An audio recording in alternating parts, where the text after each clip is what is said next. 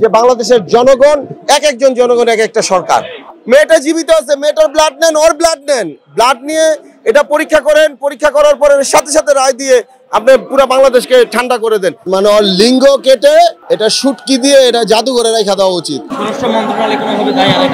100% দায়ী, দায়ী এড়াইতে পারে না। মানে আপনার এই ঘটনা জানে স্বরাষ্ট্র মন্ত্রণালয় ডিরেক্ট অর্ডার করবে জাস্টিসকে বা বিচার প্রক্রিয়াকে অর্ডার করবে যে এটা আপনি সর্বোচ্চ 3 দিন নিতে পারেন।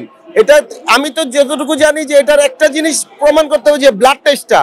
মেয়েটা জীবিত আছে, মেয়েটার ব্লাড নেন, ওর ব্লাড নেন, ব্লাড নিয়ে এটা পরীক্ষা করেন, পরীক্ষা করার পরে সাথে সাথে রায় দিয়ে আপনি পুরো বাংলাদেশকে ঠান্ডা করে দেন। এটা আপনারা কেন করতেছেন না? এখানে কারণটা কি? এখানে আপনাদের কি সুযোগ সুবিধা লুকায় আছে যে যার কারণে আপনারা এটা করতেছেন না?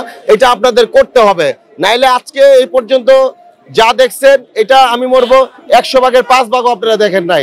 আমরা যখন 100 ভাগ মাঠে নেমে যাব তখন কিন্তু আপনারা বুঝবেন যে বাংলাদেশের জনগণ এক একজন জনগণ এক একটা সরকার।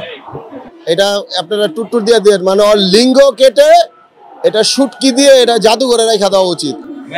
আমরা তো দেখি চলচ্চিত্র ইন্ডাস্ট্রিতে যে আসলে অনেকে গিভ এন্ড টেক সম্পর্কের কারণে আসলে ইন্ডাস্ট্রিতে কাজ চলে, এটা আসলে মিডিয়াতে এভাবে সামনে আসে না।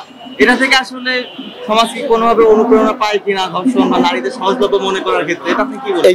এটা আমি জানি না, এবং এটা প্রমোট করে দেন নারীদের সহজলভ্য গিভ এন্ড টেকের মাধ্যমে মিডিয়া ইন্ডাস্ট্রিতে কাজ করে, এই কথাটাও আমি বিশ্বাস করতে চাই না।